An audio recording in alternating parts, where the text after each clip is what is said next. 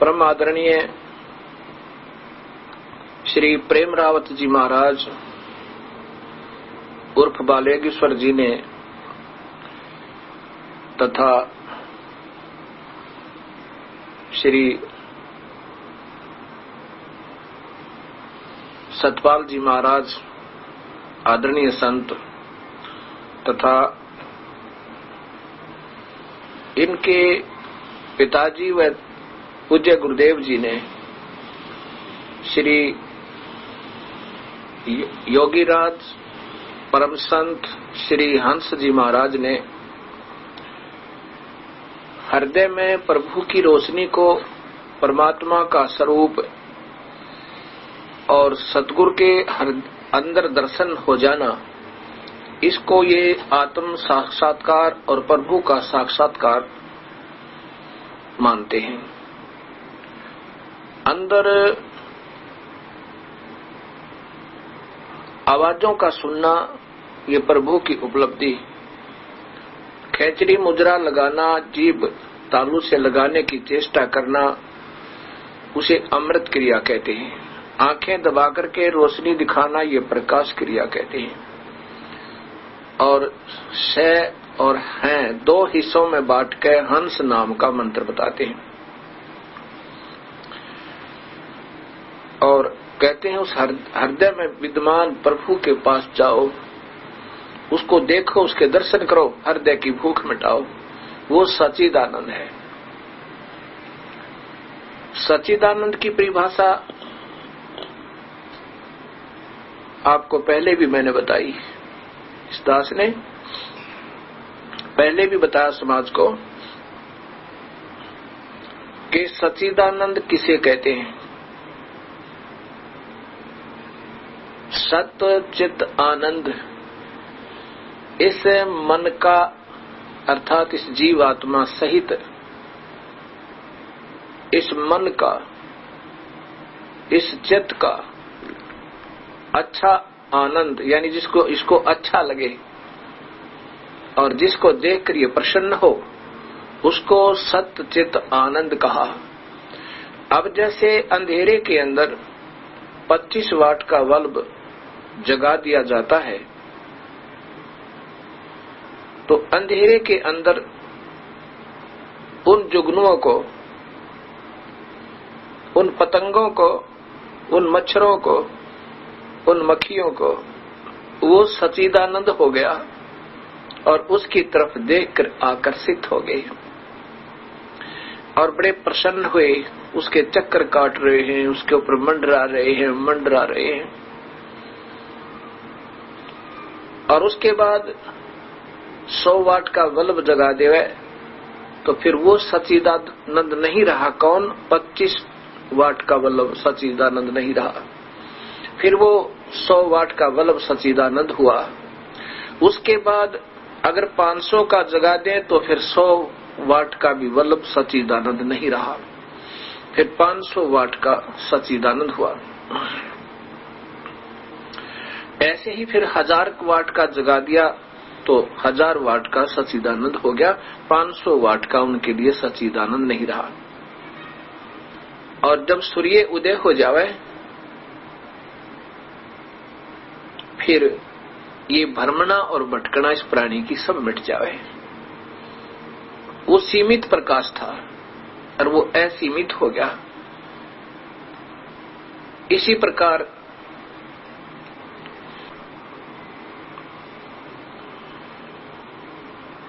जितने भी महापुरुष कबीर परमेश्वर की जिन पे कृपा हुई उनको छोड़ गए,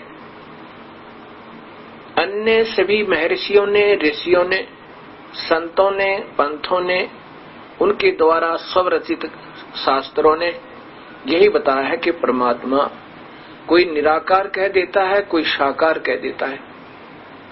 लेकिन अभी तक जो इन महापुरुषों ने बताया है कि प्रकाश है प्रभु का वास, देखना प्रभु के दर्शन केवल प्रकाश है, और वही और फिर उसको साकार बता रहे हैं। ये तो व्याख्या इन्हीं से सुनी अपने जीवन में, और इतने शास्त्र, वेद, गीता, जो कुछ भी अन्य महापुरुषों की शास्त्र पढ़े, उन्होंने भगवान को निराकार बताया और प्रकाश बताया। इन्होंने प्रभु को आकार बताया और साथ में वही प्रकाश बताया। और सभी ने ओम नाम के जाप की व्याख्या की, ओम नाम को नकारा नहीं। इन्होंने ओम नाम को रिजेक्ट कर दिया कि ओम नाम की तो पूजा करनी ही नहीं, और ना ही गीता के पाठ से कुछ होने वाला है, ना ही कोई यज्ञ या हवन से कुछ होने वाला है।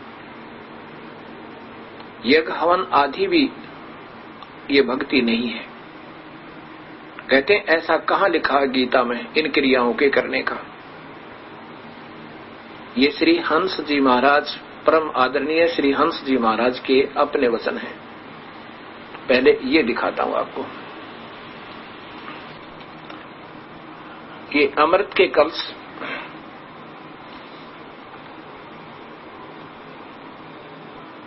आदरणीय श्री परम संत हंस जी महाराज का जीवन एवं दर्शन,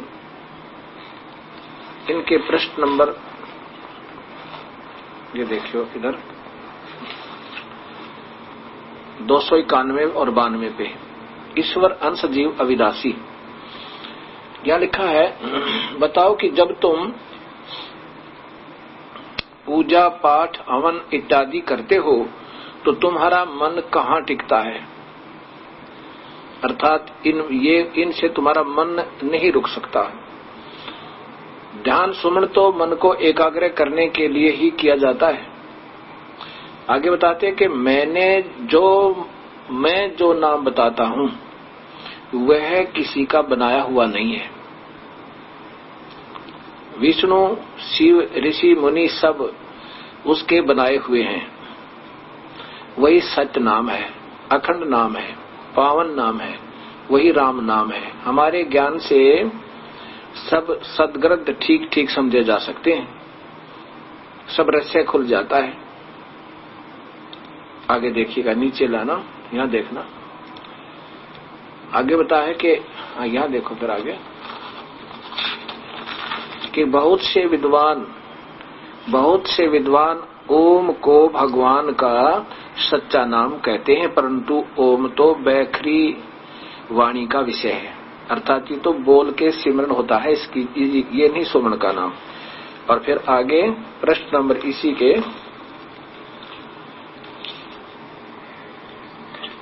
इसी के प्रश्न नंबर 452 और 53 पर ये देखिएगा। ये 452 इसके इधर देखिए, 452 ऊपर ये 452 है, और नीचे गीता का पाठ करने वाले पाठ में ही ज्ञान अथवा भक्ति समझते हैं, और राधे कृष्ण कहने अथवा भगवान श्री कृष्ण जी की मूर्ति की पूजा आरती करने में ही अपना भला समझते हैं। किंतु ऐसा करने के लिए तो गीता में कहीं नहीं लिखा है। गीता का पाठ करने का गीता में कहीं नहीं लिखा है। अभी दिखाऊंगा गीता में कहाँ लिखा है।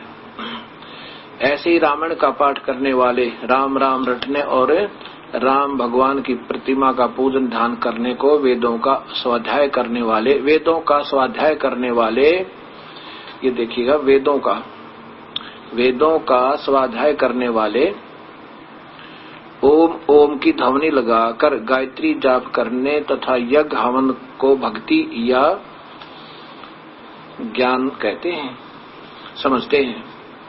विचारने की बात तो यह है कि इन सब बातों से किसी का सच्चा हित हो भी रहा है क्या? ऐसा ही करते रहने से मनुष्य योनि के सच्चे ध्येय तक पहुंच ही जाएंगे। क्या भगवान श्री कृष्ण ने अपने परम भक्त अर्जुन को ऐसा ही करने के लिए आदेश दिया है था, जबकि इन सभी बातों में से कोई भी ऐसी साधन नहीं है जो कि युद्ध करते हुए किया जा सके। अब ये देखते जाना इन महापुरुषों की विलक्षण बुद्धि के सोच। कहते हैं क्या युद्ध में तुम ओम नाम जप सकते हो? क्या युद्ध में तुम हवन कर सकते हो या गीता का पाठ कर सकते हो? ऐसा कहाँ लिखा है भगवान ने गीता में? इससे सिद्ध होता है इन्होंने गीता को पढ़ा भी होगा तो मेरे ख्याल में विचार नहीं किया होगा। अब गीता में 18वें अध्याय में लिखा है कि अर्जुन, जो गीता जी का पाठ और सच्ची श्रद्धा के साथ करता है वो मुझे प्राप्त होता है, इसमें कोई संदेह नहीं। और फिर ये बताते हैं ध्यान लगाओ, हृदय में पहुंचो। ध्यान लगाओ, हृदय में पहुंचो, आंखें बंद कर लो, कान मूंद कर बैठ जाओ, घोर तप करो। फिर ये युद्ध में कर सकते हैं। हृदय में अगर ध्यान लगा कर बैठ के युद्ध में फिर युद्ध कर सकते हैं क्या? भगवान ने ऐसा ही कहा उसमें। अब ये इतना जटिल ज्ञान बना दिया इन अपनी अपनी सोच के आधार पर महापुरुषों ने। ये थी तब पुण्यात्मा। यदि इनको ये सच्चा ज्ञान कोई संत मिल जाता, क्योंकि ये युगों युगों से ऋषि है, महापुरुष थे, तभी तो इतना मेहनत की भगवान के लिए। पर बबूल बीज के आम के स्थान पे उसकी कितनी मेहनत करो, कितनी उसका सिंचाई और उसका सुरक्षा करो, आम नहीं लग सकते। यही इनके साथ हुआ। अब दिखाते हैं आपको। गीता में यज्ञ करने का के लिए भगवान ने कहा है कि जो यज्ञ नहीं करते, अर्थात 5 यज्ञ करनी होती, ये अवश्य करनी चाहिए। गीता में लिखा है कि सबसे पहले ब्रह्मा ने जो सृष्टि कल्प के प्रारंभ में रची, उस समय सब प्रजा से कहा था कि तुम शास्त्र अनुकूल वेदों अनुसार वेदों को पढ़ के सुना था कि भगवान का आदेश है सब यज्ञ करो। जो प्रभु ने तुम्हें दिया है तुम्हारे भाग्य में, उसमें से यदि कोई कुछ हिस्सा प्रभु के नाम पर यज्ञ हवन धर्म नहीं करता तो वो चोर प्राणी है। अब देखो, हर एक चीज को हमने समझना पड़ेगा विधिवत। कोई तो केवल हवन हवन और ओम नाम के जाप को ही अंतिम उपासना बता रहे हैं। हमने ये सारी ही मिलकर करनी पड़ेंगी, तब बात बनेगी। कौन कौन सी? यानी प्रमाणित शास्त्रों का स्वाध्ययन भी, जैसे वेद, अब संक्षिप्त में वेद ही गीता बन गई, और साथ में प्रणाम भी, दान भी, यज्ञ भी, हवन भी। यज्ञ 5 प्रकार की होती है। एक यज्ञ है धर्म की, दूसरी यज्ञ है ध्यान, तीसरी यज्ञ हवन की, चौथी यज्ञ प्रणाम और 5वीं यज्ञ ज्ञान की। ज्ञान है संतों के विचार सुनना और प्रमाणित एथेंटिक रिकॉर्ड जैसे गीता जी। अगर ब्रह्म साधना करनी है तो गीता जी का पाठ नित्य करना चाहिए। लेकिन केवल पाठ नहीं, गीता में भगवान ने यह भी कहा कि ओम नाम का जाप पूरे संत लेकर करना है। नाम एक बीज है, उपदेश एक, नाम एक बीज है, और ये 5 यज्ञ उसमें सहयोगी हैं, जैसे सिंचाई, खाद, पानी, ये यज्ञ है। यदि हमने बीज नहीं बीजा, ओम नाम नहीं जपा और गीता का पाठ भी करते रहे, गीता जी का, और धर्म भी करते रहे, तो वो व्यर्थ है, पूर्ण लाभ नहीं होगा। व्यर्थ का तात्पर्य है पूर्ण लाभ नहीं होगा। अब जैसे हमने बीज बीजा, अब क्या कहते हैं बंदी छोड़, यही बताना चाहते हैं कबीर साहब कि तुम समझ नहीं पा रहे हमारी बातों को, हम कहना क्या चाहते हैं। ये देखो, ये हमने एक पौधा बीजा,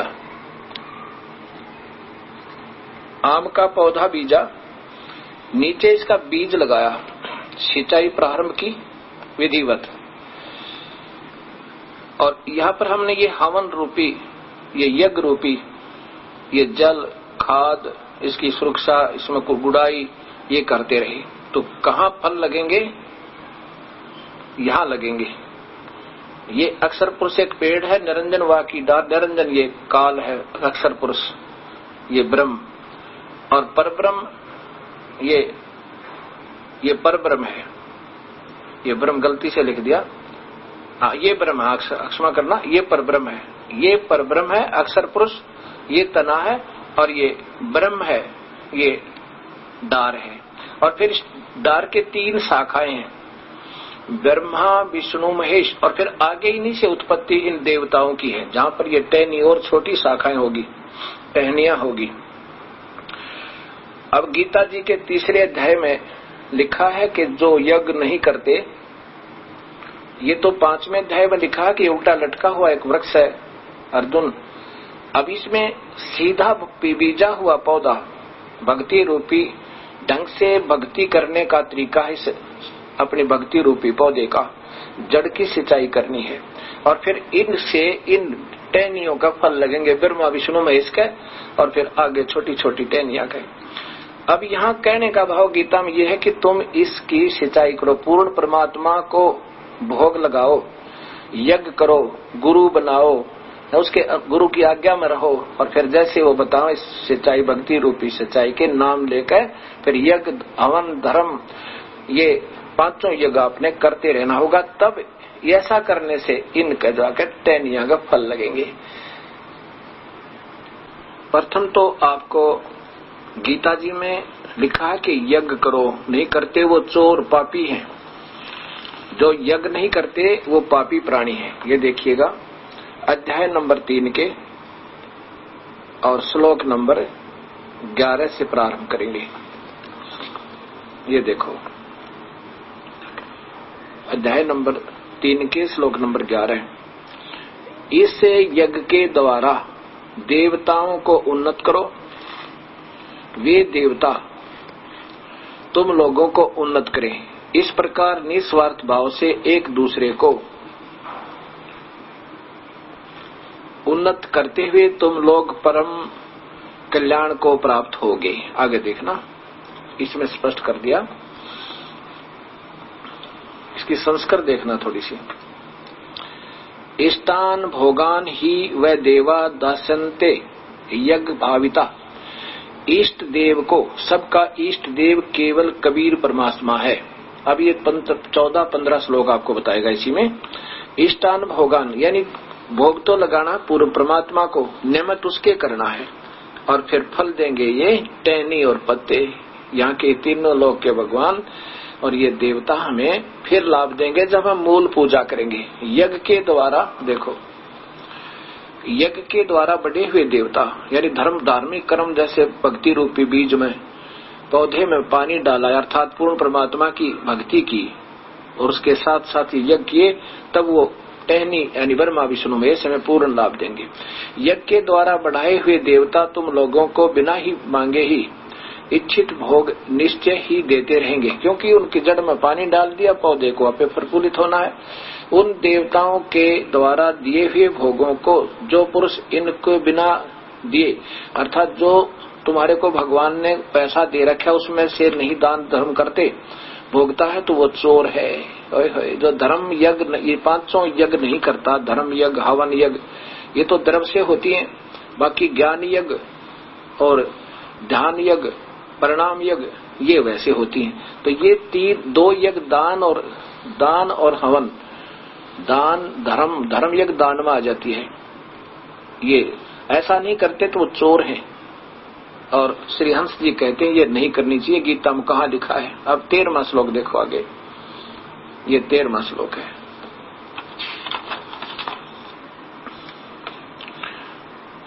यज्ञ से बचे हुए अन्न को खाने वाले श्रेष्ठ पुरुष, बचे हुए का तात्पर्य होता है पहले इष्ट देव को भोग लगाया जाता है जो कबीर परमेश्वर है, पूर्ण ब्रह्म है, उसके बाद फिर सबको भोजन खाना होता है। उससे ऐसा ना करने वाले पापी हैं। ऐसा करने से क्या होता है? श्रेष्ठ पुरुष सब पापों से मुक्त हो जाते हैं। पापी लोग पापा अपना शरीर पोषण के लिए ही अन्न पकाते हैं और वे तो पाप को खाते हैं। अब देखो ये 13वां श्लोक आपको सुना दिया। अब गीता जी को ऐसे पढ़ाना था हमारे को, हमारे पूर्वजों को, उन गोली वाली आत्माओं को सबको भूत बनवा दिया, भूत पुजवा के। अब ये इन्होंने कह दिया कि यज्ञ हवन भी कहाँ लिखा है, गीता में करना है, और कहाँ लिखा है कि गीता का पाठ करो। अब इसमें स्पष्ट किया है कि जब सृष्टि रची कल्प के अंत में, ये 10 नंबर में है, ये रह गया थोड़ा, ये 10 नंबर फिर देख लो इसी गीता जी का, कि जब ये सृष्टि रची गई थी उस समय ब्रह्मा ने कहा था, ये 10वां श्लोक है, वही 3रे श्लोक अध्याय का, प्रजापति ब्रह्मा ने कल्प के आदि में यज्ञ सहित प्रजाओं को रचकर यह कहा था, तुम लोग यज्ञ के द्वारा वृद्धि को प्राप्त हो और यह यज्ञ तुम लोगों को इच्छित भोग कराने वाले हो। अब मैं आपको यही बताना चाहता हूं कि अब 10 में तो अध्याय नंबर 3 के श्लोक नंबर 10 में ब्रह्मा ने बताया कि तुमने यज्ञ अवश्य करनी चाहिए, यज्ञ के द्वारा देवताओं को उन्नत करो। अब जैसे आपको दिखाया था कि ऐसे करो, और ये यहाँ क्या समझते हैं ये नादान लोग कि देवताओं को उन्नत करो अर्थात देवताओं की भक्ति करो, तो इसलिए इन्होंने अनजानों ने ये पौधा उल्टा भिजवा दिया, ये ऐसा भिजवा रखा है अपने सब भगत समाज पे। इन गीता में पढ़ा कि इन देवताओं को उन्नत करो, इनकी पूजा करो, ये टहनी तक गटो दी इसमें गमले में और जड़ करवा दी ऊपर ने, ये देखियो, यानी पूर्ण ब्रह्म की साधना ना करवा के ये जड़ तो ऊपर को करवा दी छोटे से पौधे की। अब ये तो सूख जाएगा, सबका सूख गया भक्ति रूपी पौधा, ऐसे गलत साधना, शास्त्र विरुद्ध साधना करने से। इस श्लोक को गीता जी के 3रे अध्याय के 11वें श्लोक को पढ़कर ये उल्टा पौधा करवा दिया अनजानों ने। अध्याय नंबर 3 के श्लोक नंबर 11 में कहा कि यज्ञ के द्वारा देवताओं को उन्नत करो, वो देवता तुम लोगों को उन्नत करें, इस प्रकार एक दूसरे को उन्नत करते हुए तुम लोग परम कल्याण को प्राप्त हो जाओगे। साथ में इसमें आगे लिखा कि ओम नाम का जाप भी करना है, कहीं यज्ञ ही करते रहो या गीता जी का पाठ ही पाठ करते रहो, यानी इन सबको मिला के करना है।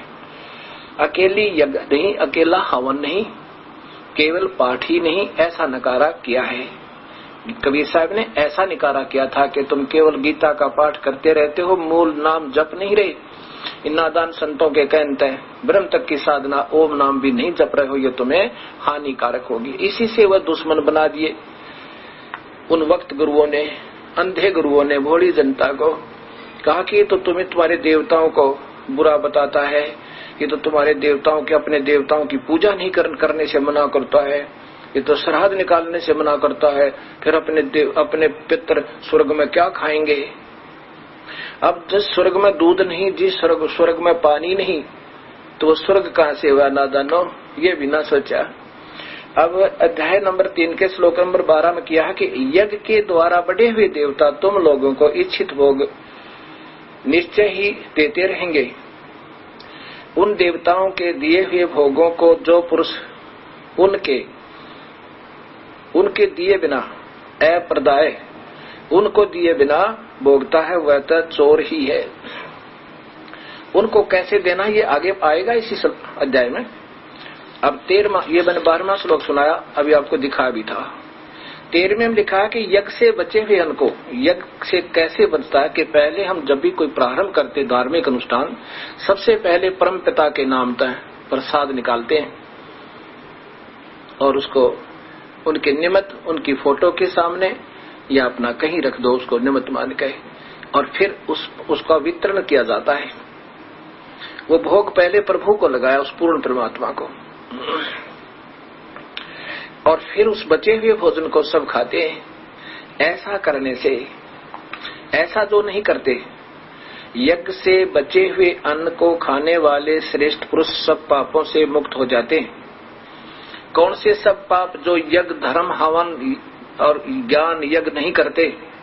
ज्ञान यज्ञ है धार्मिक शास्त्रों का पठन पाठन और सत्संग श्रवण, अगर ऐसा नहीं करते, हवन नहीं करते और धर्म नहीं करते, जैसे यहाँ खंड भंडारे चलते हैं प्रभु के नाम ते इस क्रोथा आश्रम में, लेकिन विधिवत साधना से, अगर नाम ठीक नहीं है चाहे भंडारे भी करते रहना, वो वास्तविक लाभ नहीं है। नाम ठीक नहीं है चाहे आप ध्यान भी लगाते रहना, ध्यान एक यज्ञ है और यज्ञ का फल प्रभु प्राप्ति नहीं है। चाहे किसी पर कुछ भी सोच कर करो, आप मेडिटेशन जो करते हो ये ध्यान यज्ञ है और ध्यान यज्ञ से प्रभु प्राप्ति नहीं है, अन्य लाभ है। जब तक हम नाम नहीं बीजेंगे तब तक सभी यज्ञ निष्फल है। नाम सही हो तब उस जड़ में पानी डालने से, यानी धर्म, ध्यान, हवन, ज्ञान, ये सभी यज्ञ करते रहने से तो वो उन पापों से मुक्त हो जाते हैं जो ना करने से पापी कहलाते। वो तो चोर है जो ऐसा नहीं करते, ऐसा लिखा है। उस पाप से बच जाएंगे, मुक्त हो जाएंगे। जो ये धार्मिक अनुष्ठान ना करने से उन्हें पाप लगने थे, उन सब पापों से मुक्त हो जाएंगे। ये सभी पापों से नहीं, उन पापों से जो धर्म आदि, जो हवन नहीं करते, यज्ञ नहीं करते और ये धार्मिक पठन पाठन नहीं करते शास्त्रों का, प्रमाणित शास्त्रों का, वो चोर लिख रखा है। वो तो पाप को ही खाते हैं, वो पापी लोग पाप ही को खाते हैं। जो हवन यज्ञ, धर्म यज्ञ, ज्ञान यज्ञ, गीता का पाठ, ब्रह्म तक साधना करने वालों को और पूर्ण परमात्मा की साधना करने वाले को कबीर साहब की वाणी का पाठ, उसमें वेद भी, गीता और वेद एक ही है, उनमें सभी का सामूहिक पाठ हो जाता है और पुराणों का भी पाठ हो जाता है। हमारे पास एक कबीर साहब ने, अर्थात उन्हीं की प्यारी आत्मा गरीबदास जी ने एक ऐसी रमेणी बनाई है जिसमें 18 पुराणों का और वेद शास्त्र गीता का, गीता जी का और पूर्ण सूक्ष्म वेद का एक ही 15 मिनट में उसका पूर्ण पाठ हो जाता है और इतना अजब ढंग से होता है, कमाल है। आप देखना उसको, जब यहाँ आओगे नाम लेने के लिए आप सारी उम्र याद रखोगे। अब 14 और 15 में वो स्पष्ट किया है कि वो कौन है, वो परमात्मा जिसको भोग लगाना है, जिसकी पूजा प्रारंभ करने से फिर देवता प्रफुल्लित होंगे, उसके प्रफुल्लित होने से फिर वो बढ़ के, यानी फिर तुम्हें उनको फल लगेंगे, ब्रह्मा विष्णु महेश रूपी टहनियों का फिर फल लगेंगे। वो कैसे, कौन है वो भगवान, कौन है वो जड़? अध्याय नंबर 3 के 14-15 श्लोक में लिखा है कि संपूर्ण प्राणी अन्न से उत्पन्न होते हैं। अन्न की उत्पत्ति वृष्टि से होती है, वृष्टि यज्ञ से होती है। जो वर्षा इन धार्मिक यज्ञ, हवन से, धर्म से, इनसे वर्षा होती है और यज्ञ विहित कर्मों से उत्पन्न होते हैं। यज्ञ अच्छे कर्मों के कारण होते हैं, शास्त्र अनुकूल साधना से होते हैं और कर्म को तू काल से, ब्रह्म वेद से उत्पन्न हुए जान। इन्होंने लिखा वेद से नहीं, ये है ब्रह्म का अर्थ है ब्रह्म, इच्छर पुरुष काल भगवान ने ही, क्योंकि हम काल के लोक में फंसे तो इस काल ने हमें कर्म लगाए। ये देखिए अध्याय नंबर 3 का और श्लोक नंबर 14 और 15। संपूर्ण प्राणी अन्न से उत्पन्न होते हैं।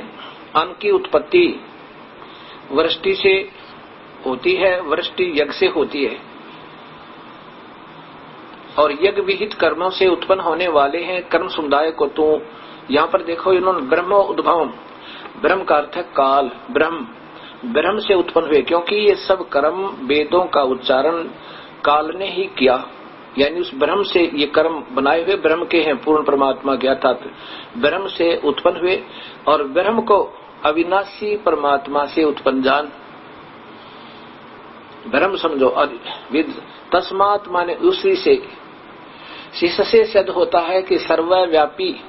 अब देखो सर्वव्यापी ब्रह्म, यहाँ ब्रह्म माने परमात्मा, वहां ब्रह्म माने परमात्मा समझ लो, परमात्मा माने ये ब्रह्म ने लगाए। यहाँ पर ये ब्रह्मोद्भव यानी ब्रह्म से, परमात्मा से, यहाँ का ब्रह्म परमात्मा है 21 ब्रह्मांड का, और ब्रह्म को यानी इस परमात्मा को तो अविनाशी परमात्मा से, जैसे 3 भगवान बताए ना, उस अविनाशी परमात्मा से, वास्तव में अविनाशी परमात्मा से उत्पन्न हुआ जान।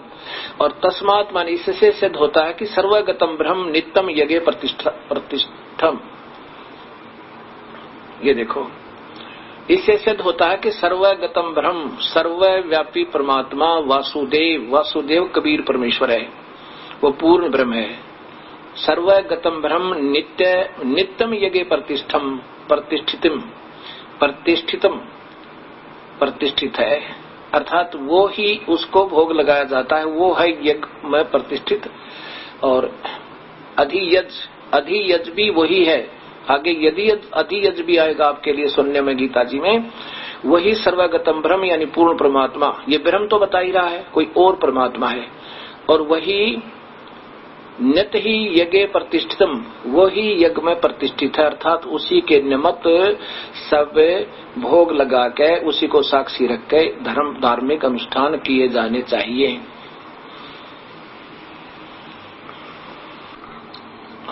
यहाँ पर ये अनजान, मेरे जैसे अनजान संत आपको यहाँ भ्रमित करेंगे कि इन संत, इस दास ने केवल अध्याय नंबर 3 के 14-15 तक श्लोक बताकर छोड़ दिए, आगे नहीं बताया। आगे ये क्या बता लिखा है इन्होंने, अब थोड़ा सा समझना पड़ेगा इस बात को। अर्जुन ने पूछा है, प्रभु आपने कर्म और अकर्म करके 2 प्रकार से बताया कि कर्म मार्ग और संन्यास मार्ग। एक तो कर्म मार्ग, एक संन्यास मार्ग, इनमें कौन सा श्रेष्ठ है? तो भगवान ने बताया कि भाई देखो,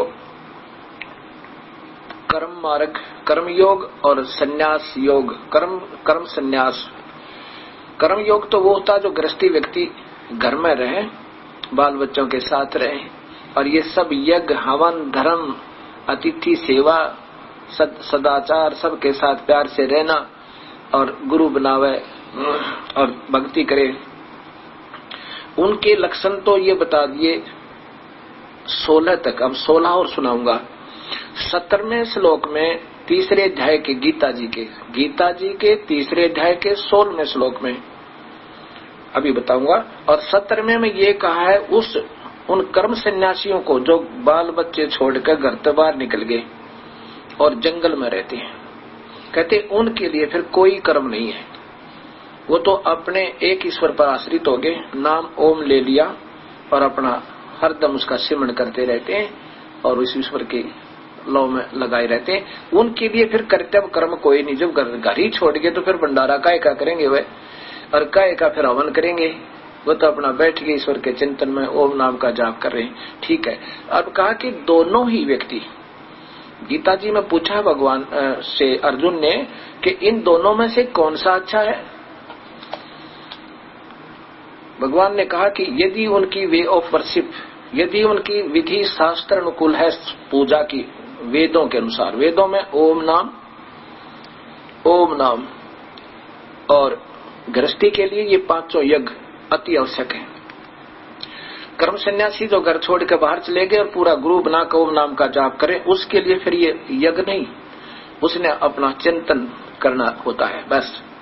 उसके लिए ये यज्ञ कर्तव्य नहीं, उनके लिए नहीं है। अब यहाँ ये फंसाएंगे आपको, उलझा देंगे, क्योंकि उलझाने का तो इन्होंने ठेका ले ही रखा है। और 3 परमात्मा बता रखे, ये काल घुमा फिरा के काल पर हृदय में, घुमा फिरा के काल के हृदय में रोशनी देखो है। और अब देखो इसी 3रे अध्याय के 16वें श्लोक में स्पष्ट किया है कि वो तो पाप आत्मा है जो ऐसा नहीं करते। ये गीता जी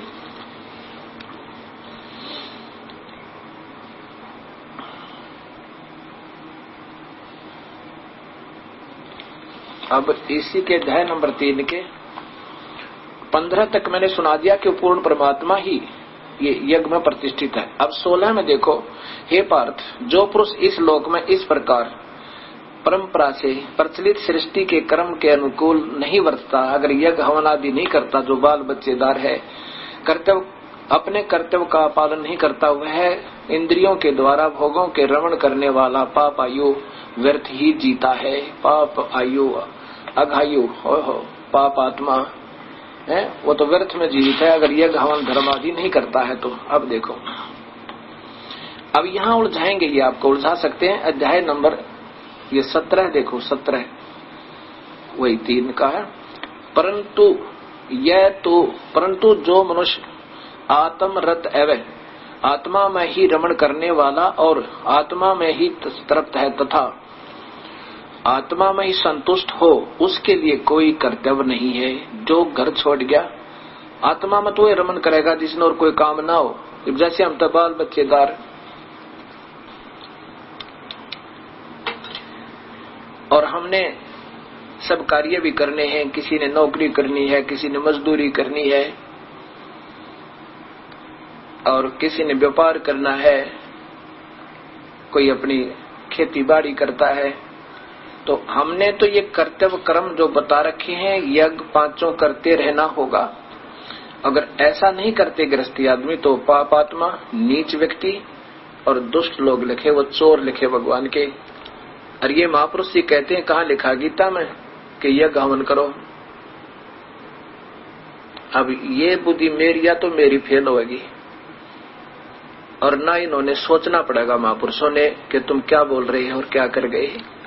अब भी बात समझ जाता, कुछ नहीं बिगड़ा, प्रेस्टेज इशू नहीं बनाना इसको।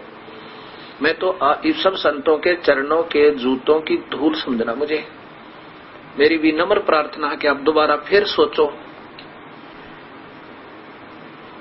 अब तीसरे अध्याय के 17वें श्लोक में ये कहा है कि जो हरदम ईश्वर में रमण करता है, नाम ले लिया उसने और फिर प्रभु का चिंतन करता रहता है और घर त्याग गया, दिन रात तो वही करेगा, नहीं तो गांव में घर में रहेगा तो अपना काम भी करना होगा, तो सब कर्म नहीं छोड़े जा सकते।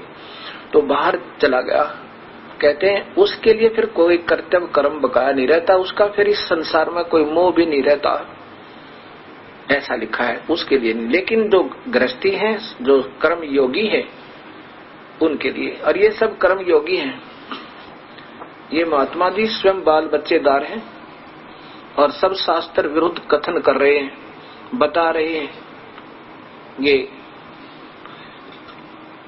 ये तीनों महाशक्तियां, ये इनके पूज्य से पिताजी योगी राज परम संत श्री हंसराज जी और ये इनके छोटे पुत्र श्री प्रेम रावत जी बाल योगेश्वर और ये आदरणीय श्री सतपाल जी महाराज, इन सब की यही थ्योरी है। गीता कुछ बता रही है, ये बता रहे हैं कि ओम नाम का जाप भी नहीं करना है। अब ये नहीं कि ये गलत, ये अपने दृष्टिकोण से तो बहुत अच्छा कर रहे हैं, तभी तो इतनी मेहनत करते हैं, दिन रात सत्संग करते हैं, जगह जगह जा करके प्रवचन करते हैं। तो यहाँ कहते हैं बिना विवेक संत जो बनते वो फिर बात नहीं बनती। विवेक करना पड़ेगा, पहले सोचना पड़ेगा, इन शास्त्रों को फिर लेना पड़ेगा हमने। तो यहाँ ऐसा कहा, ये यहाँ उलझा सकते हैं आपको कि देखो गीता में लिखा है कि जो हरदम आत्मा में रमण करता। हरदम कैसे रमण कर सकते हो आप? आपने तो बच्चों की शादी भी करनी है, उनकी शिक्षा भी करवानी है, तो उस पूर्ति को पूरा, उस कमी को पूर्ति करने के लिए ये 5 यज्ञ करनी होंगी आपने। तो ऐसे ये आगे फिर लिखा 18वें में लिखा कि उस महापुरुष का तो ना कोई कर्म करने में कोई प्रयोजन है और न कर्म करने से और न कर्म न करने से ही कोई प्रयोजन रहता है, क्योंकि संपूर्ण प्राणियों में इसका किंचित मात्र भी स्वार्थ संबंध नहीं रहता। वो तो उसके लिए जो 2 मार्ग बताते हैं, कर्म योग और कर्म संन्यास, लेकिन उसमें बताया है कि कर्म संन्यासी से कर्म योगी बाल बच्चों में रहता हुआ व्यक्ति ज्यादा श्रेष्ठ है। ये भी बताया, क्योंकि कर्म सन्यासी को अभिमान हुए बिना रह नहीं सकता और वो पार कभी नहीं हो सकता। यदि उसमें अभिमान ना हो तो वो दोनों एक जैसी उपलब्धि करते हैं। बाल बच्चेदार भी बाल बच्चेदार कैसे उस सन्यासी जैसी उपलब्धि करेगा? ये 5 यज्ञ करता रहेगा, अन्यथा नहीं करेगा। ये हवन भी करना है, धार्मिक भंडारे भी गुरु आज्ञा से, उन्हीं की आदेश से जहां वो कहे वैसे करवाना है। और हवन कैसे करवाते हैं हम? सुबह शाम जोत लगाओ, ज्योति अच्छा घी डाला 100 ग्राम पक्का और 100 ग्राम डाला शाम ने, नहीं तो कुछ जितना भी डालो 50 ग्राम कुछ तो डालो, लेकिन एक बार करके देखो, मालिक की दया से भंडारे भर देगा आपके मालिक। और फिर सुबह के हम नित्यनेम बताते हैं, यानी नित्य पाठ, वो पौन घंटा में हो जाते हैं, वो करे। हवन हो गया और ज्ञान यज्ञ होगी, मंत्र हो गए, ज्योत जले। दोपहर को किसी टाइम भी मतलब कर सकते हैं। एक और हमने 3 हिस्सों में वैसे बांटा है इसको कि एकदम ज्यादा ना हो जाए। हमारे संतों, हमारे गुरुदेव ने पहले सुबह नित्य नियम बोलते हैं उसको, नित्य कर्म यानी सुबह के, और एक दोपहर के बाद या किसी टाइम भी कर लो जो टाइम मिला आपने, और एक शाम को आरती। दोपहर को रमैणी है जिसमें सभी पुराण, सभी वेद, सभी शास्त्रों की बड़े आसान से पाठ हो जाता है। और खाना खाने के बाद एक आरती बोलते हैं, अन्नदेव की आरती। उसमें कम से कम भी 10-12 कथा हो जाती है सिर्फ 2 मिनट 2.5 मिनट में। अब कैसे कथा होती है, जैसे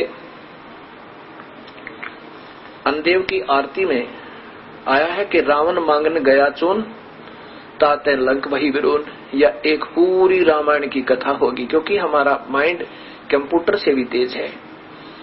हमने रामायण की कथा सुनी होगी तो एक ही लाइन में पूरी रामायण हमारे दिमाग में घूमेगी, हृदय में वो सारी बातें याद आएगी। कैसे भगवान राम को वनवास हुआ था, कैसे उनकी उत्पत्ति हुई थी, कैसे फिर सीता हरण हुआ था, कैसे रावण मरा था, यानी पूरी कथा एक ही सेकंड में इस मन ने सारी कह दी। फिर कहते हैं कि तंदुल विप्र को दिए देख, रची सुदामा पुरी अलेख। तंदुल माने चावल, सुदामा ने किसको दिए?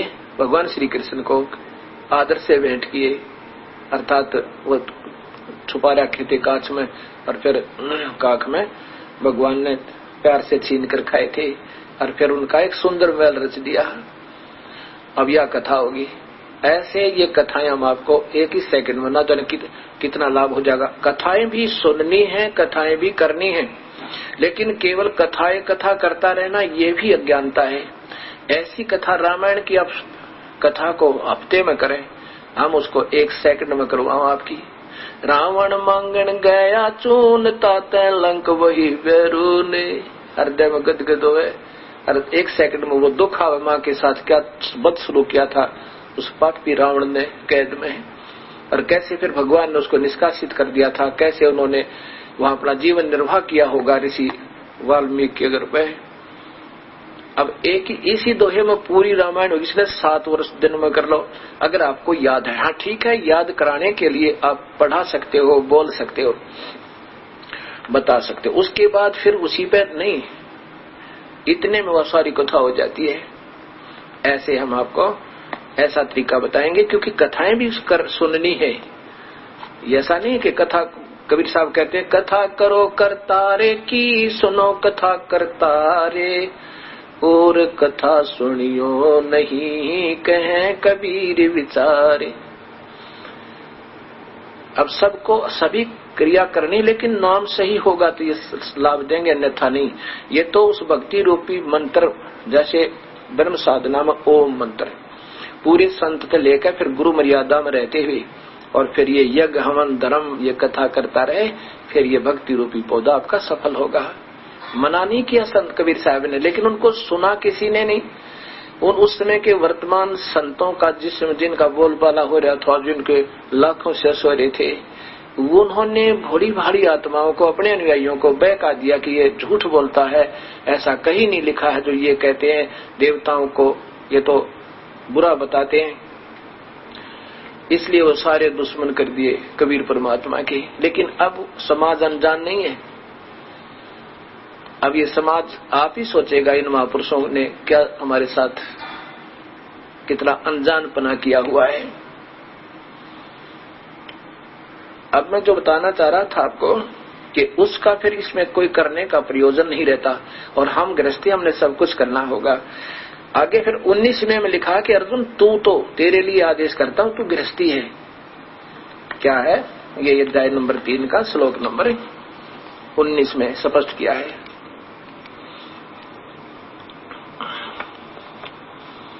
अध्याय नंबर 3 का ये श्लोक नंबर 19। इसलिए तू निरंतर आसक्ति से रहित होकर सदा कर्तव्य कर्मों को भली भांति करता है। तू तो करता है, जैसे मैंने पहले बताया, यज्ञ हवन आदि, क्योंकि आसक्ति से रहित होकर कर्म करता हुआ मनुष्य परमात्मा को प्राप्त होता है।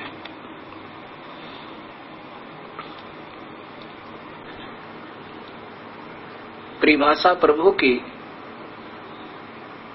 इस पवित्र चैनल आस्था के ऊपर प्रभु की प्यारी आत्माओं ने देखा और सुना और पढ़ा, तो कुछ एक के मन में शंका आई कि आपके गुरुदेव तो हमारे शिष्यों से बात किया, फोन किया कि केवल वही श्लोक सुना रहे हैं जो उनके लिए सूटेबल है, उनको ठीक जचते, बाकी छोड़ रहे हैं, उनका भी अनुवाद चाहिए। अब देखो लगातार आपको ये बता रहे हैं। अब आगे देखो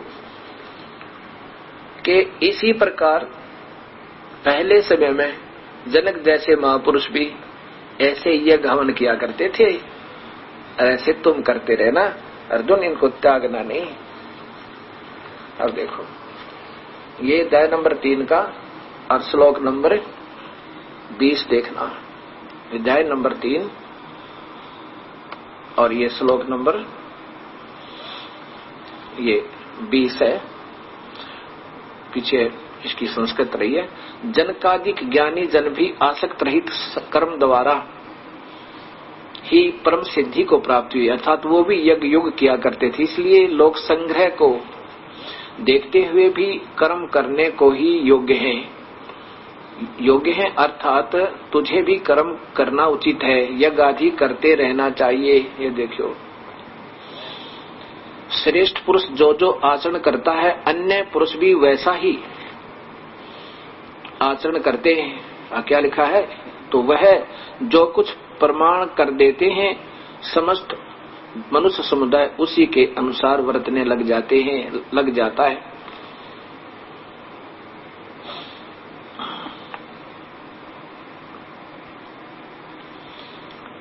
ये आप देख सकते हो, ये गीता पढ़ भी सकते हो। अब आपको जो बताना चाहूंगा ये बताता हूं। इसी का प्रमाण भगवान आगे कह रहे हैं कि अर्जुन, तीनों लोकों में मुझे कोई काम करने की आवश्यकता नहीं और कोई ऐसी चीज नहीं है जो मुझे प्राप्त ना हो। और फिर कहते हैं यदि मैं सावधान होकर कर्म ना करूं, मैं भी अगर ऐसे क्रिया ना करूं, तो सभी मनुष्यों ने मेरा ही अनुसरण करना है। मैं सब प्रकार से फिर यदि मैं कर्म न करूं तो सब मनुष्य नष्ट भ्रष्ट हो जाएं और संस्कारता का करने वाला हूं, संकरता का करने वाला हूं, इस समस्त प्रजा को नष्ट करने वाला बनूं।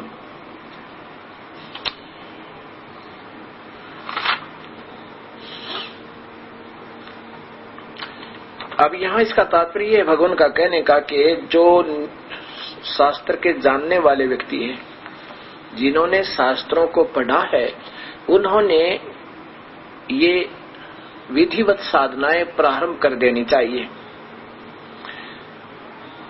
ये काल भगवान बोल रहा है और ये भी जानता है कि ये तुझे कृष्ण समझ रहा है, ये भी जानता हो कि तुझे कृष्ण समझ रहा है।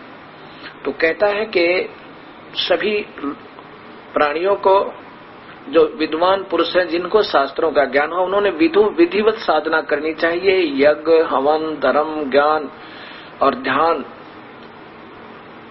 ये पांचों यज्ञ करनी चाहिए। ध्यान का अर्थ नॉट मेडिटेशन। जैसे हाड़ी बीजे धुन पंथी से बतरावे, उसमें खंड पड़े नहीं ऐसे ध्यान लगावे। जैसे हाली हल जोत रहा है और उसने रास्ते के साथ साथ अपने हल को ले जा रहा है, अपने खेत में बीज बीज रहा है और उसकी लंबाई लगभग 200 फुट हो जाती है, 1 एकड़ की। रास्ते के साथ साथ चल रहा है और साथ में कोई अतिथि आ जाता है, वो रास्ता पूछ रहा है कि मैंने उस गांव में जाना है, क्या ये रास्ता ठीक है? हाली बीज छोड़ रहा है हाथ से। एक पहले हाथ से बीजने का एक पाइप सा होता था, उसको ओरना बोलते हैं हरियाणा में। उसमें से थोड़ा थोड़ा बीज छोड़ते रहते हैं ऐसे ऐसे करके, और हाली जो होता है बीज बीजने वाला, उस अतिथि, उस पंथी रास्ते चलते व्यक्ति से बोल रहा है, उसको बता भी रहा है और अपना बीज भी छोड़ रहा है। उसको कह रहा है कि इधर जाना, वहां आगे ऐसे मिलेगा और वहां ऐसे होगा और सामने चले जाना, वो सीधा रास्ता है। और साथ में अपने बीज को छोड़ रहा है थोड़ा थोड़ा करके हाथ से। ऐसे ये है वो ध्यान यज्ञ, अपना काम भी करे और प्रभु में ध्यान रखे। ये ध्यान, ऐसा ध्यान लगाए, नाम जपे, जब तो नाम जपना ही जपना है। और जब कोई शारीरिक काम हो, मानसिक काम हो, तो उस समय ऐसा आपकी, जैसे आपको बताया था कि आप तिजोरी में 50,000 रुपये रख जाओ और कहीं 1000 किलोमीटर दूर चले जाओ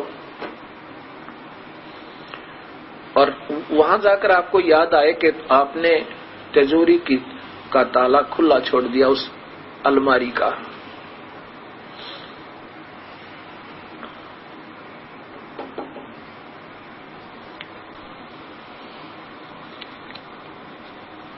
आपको याद आवे कि मैं तो 50,000 रुपये लोन लिया था, कर्ज लिया था किसी पे, गरीब व्यक्ति ने, और जिसमें वो 50,000 रुपये रखे थे उस अलमारी को खुला छोड़ दिया गलती से। 1000 किलोमीटर जाके याद आवे, आप बाहर चले जाओ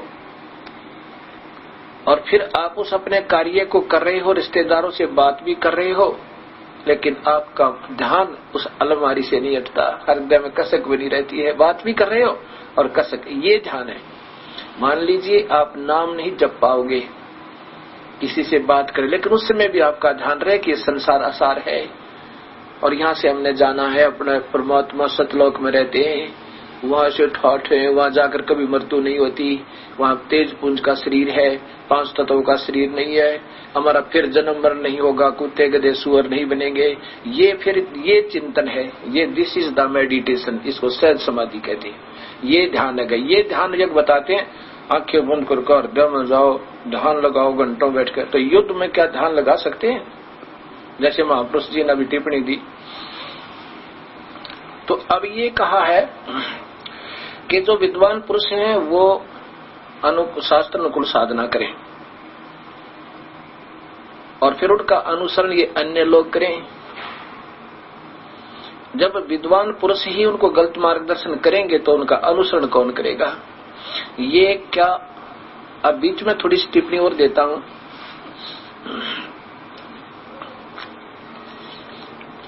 ये देखिएगा,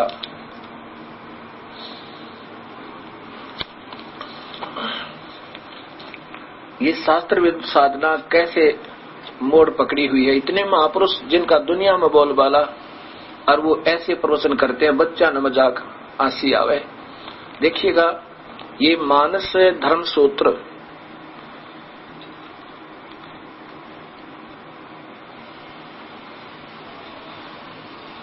ये है शीतल संत श्री मुरारी बापू, और ये कहां से प्रकाशित है?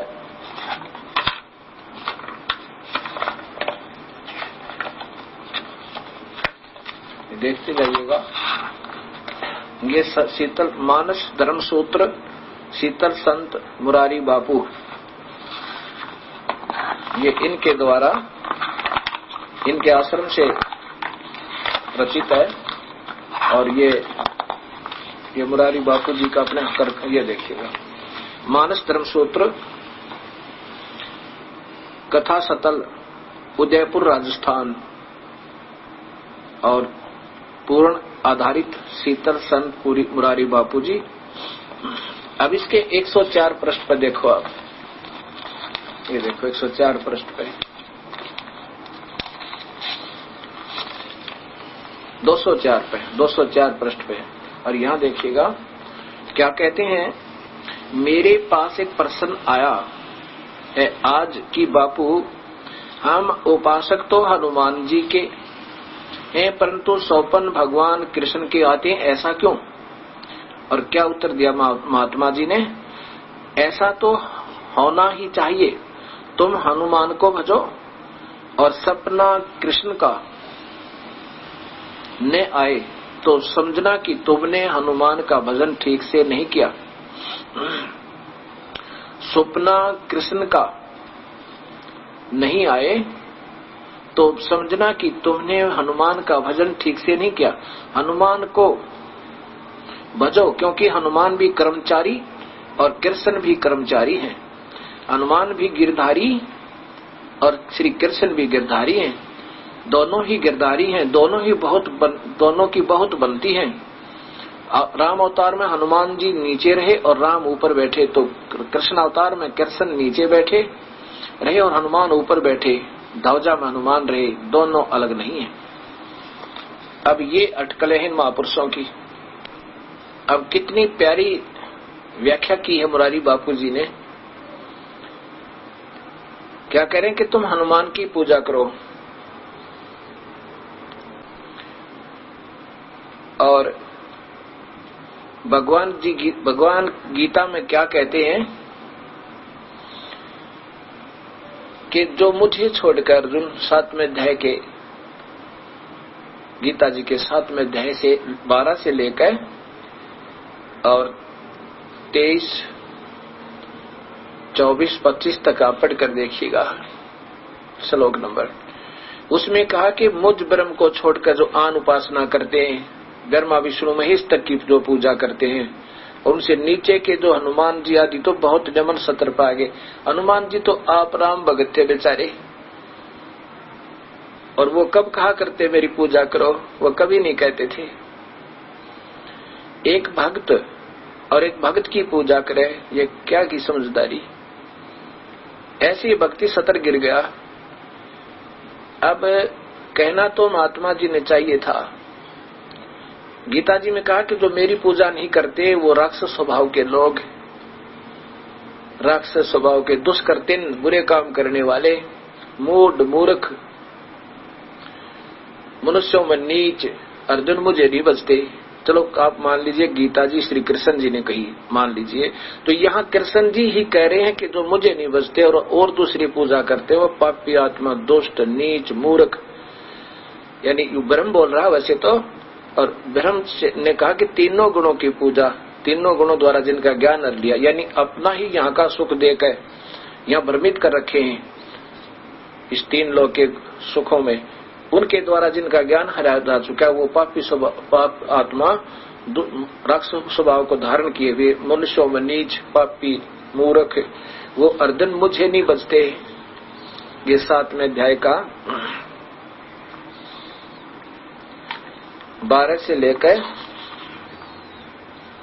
अभी आपको केवल 15वां श्लोक सुनाता हूं। अध्याय नंबर 7 का 14 और 15 सुन देख लो।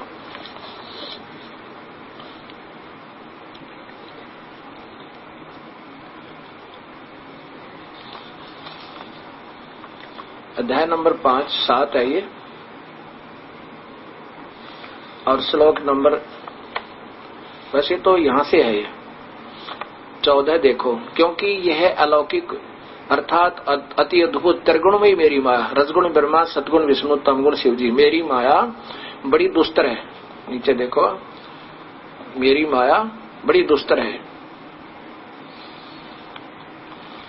जो मुझको ही निरंतर भजते हैं वे इस माया को उल्लंघन कर जाते हैं, अर्थात ऊपर उठ जाते हैं। देखो अब 15वां देखो नीचे, ये श्लोक नंबर 15 है। माया के द्वारा, उसी त्रिगुणमयी माया के द्वारा जिनका ज्ञान हरा जा चुका है, असुर स्वभाव को धारण किए हुए नराधमा मनुष्यों में नीच, ये देखिएगा, दूषित कर्म करने वाले मूढ़ लोग माम मुझको नहीं बचते। कितनी उपमा दी है भगवान ने अन्य साधना करने और करवाने वालों को।